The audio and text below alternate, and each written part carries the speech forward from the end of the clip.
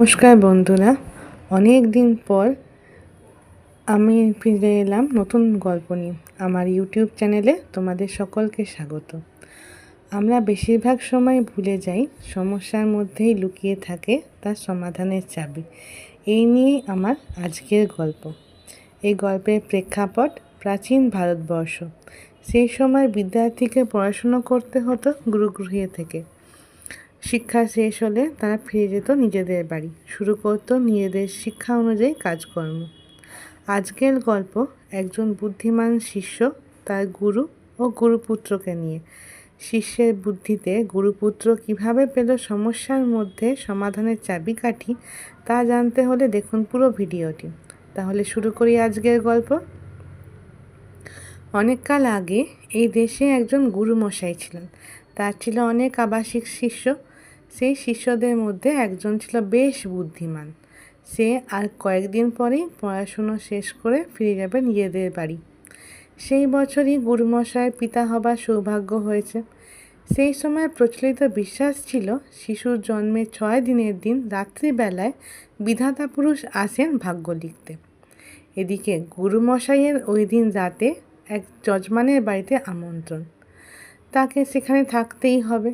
তাই তিনি ওই শিষ্যকে দায়িত্ব দিলেন শিশুর ভাগ্যে কি লেখা হলো তা বিধাতা পুরুষের থেকে জেনে নেওয়ার।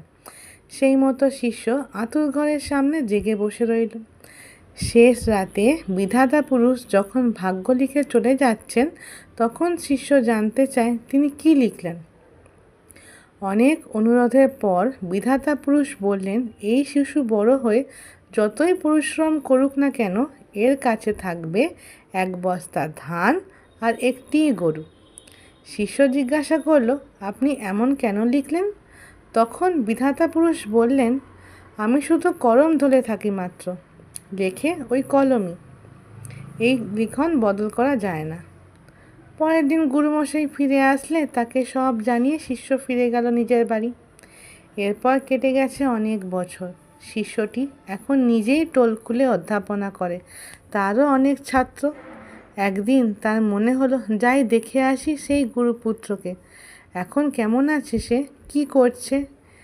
এই ভেবে বেরিয়ে পড়ে গুরুগৃহের দিকে। সেখানে গিয়ে দেখে বিধাতা পুরুষের কথা অক্ষরে অক্ষরে সত্য। সকাল থেকে সন্ধ্যা পর্যন্ত কঠিন পরিশ্রমের পরেও গুরুপুত্রের কাছে 1 বস্তা ধান আর একটি গরু, ওই বসত বাড়িটি ছাড়া আর বিশেষ কিছুই নেই। সে খুবই কষ্টের সাথে পরিবার নিয়ে দিন কাটায়। তারা ভালো করে খেতে পায় না। পরনের কাপড়ের অবস্থাও খুবই খারাপ। ওই শিষ্য, যে নিজেই এখন বিখ্যাত অধ্যাপক, গিয়ে নিজের পরিচয় দিল। তার পরিচয় পেয়ে গুরুপুত্র বেশ খুশি, আমন্ত্রণ জানালো তাদের সাথে কিছুদিন থাকার। শিষ্যটি গুরুর ছেলেকে বলল, দেখো, যদি আমার কথা মতো চলো তবে তুমি তোমার অবস্থার উন্নতি করতে পারবে। তুমি পরদিন বাজারে গিয়ে ওই 1 বস্তা ধান আর গরুটা বিক্রি করে আসবে। যা টাকা পাবে তা দিয়ে প্রয়োজন মতো জিনিস কিনে নেবে। মনে রাখবে, ঘরে যেন একটাও ধান না থাকে। গুরুপুত্র খুবই অবাক, তা সত্ত্বেও সে কথা মতোই কাজ করলো।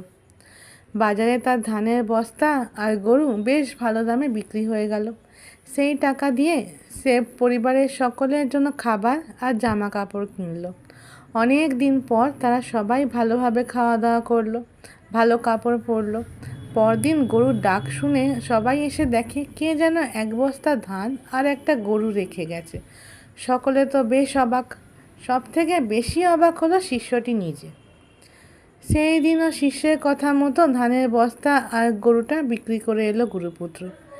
এবারে খাবার জিনিসের সাথে বাড়ি সারানো জিনিসও এলো, শুরু করলো বাড়ি তৈরি।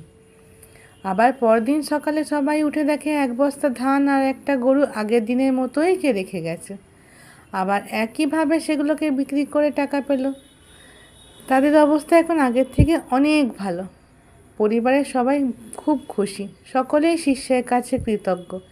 এদিকে শিষ্যটি ঠিক করলো কে প্রতিদিন রাতে ধানের বস্তা আর গরু রেখে যায় তা জানবে। সেই মতো ঘরের বাইরে রাত জেগে বসে রইল, দেখবে কে প্রতি রাতে আসে ধানের বস্তা আর গরু রাখতে। অপেক্ষা করতে করতে রাত প্রায় শেষ হতে চলল। এমন সময় দেখে বিধাতা পুরুষ স্বয়ং এসেছেন ধানের বস্তা আর গরুটা রাখতে। তাকে তো তার কথা অনুযায়ী কাজ করতেই হবে। এসব দেখে শিষ্য বেশ অবাক। পরদিন সকালে বাড়ির সকলকে বিদায় জানিয়ে ফিরে এলো নিজের বাড়ি। আসার আগে বলে এলো, যেমনভাবে চলছে তেমন করেই যেন চলে, তবেই আর কোনো সমস্যা থাকবে না, ভালো থাকবে সবাই। কেমন লাগলো আজকের গল্প কমেন্ট করে জানাও। ভালো লাগলে ভিডিওটিকে লাইক করো। এই রকম আরও ভিডিও দেখার জন্য চ্যানেলটিকে সাবস্ক্রাইব করতে ভুলো না। ভিডিওটাকে পুরোটা দেখার জন্য ধন্যবাদ। আবার ফিরে আসবো নতুন একটা গল্প নিয়ে। নমস্কার বন্ধুরা, অনেক দিন পর